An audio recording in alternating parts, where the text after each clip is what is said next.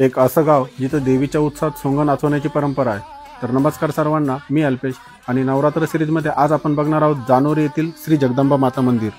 दिंडोरी तालुक्यातील हे गाव बाणगंगा तीरी बसलेले असून या गावात सर्वात जास्त मंदिरे आढळतात।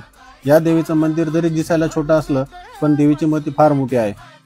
या गावाला दर 12 वर्षांनी येणाऱ्या कुंभमेळ्याचा देखील मान आहे आणि इथे दरवर्षी देवीच्या नावाने बोहडा उत्सव साजरा केला जातो, ज्यामध्ये वेगवेगळ्या प्रकारचे सोंग नाचवले जातात।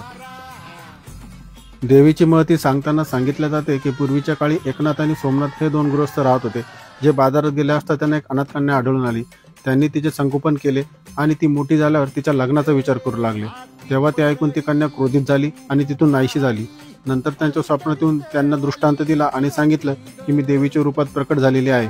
तेव्हा तिचा शोध घेतला आणि तिची प्राणप्रतिष्ठा केली। तेव्हापासून या गावात देवीच्या नावाच्या जयघोषाआधी एकनाथ सोमनाथ की जय असा जयघोष केला जातो।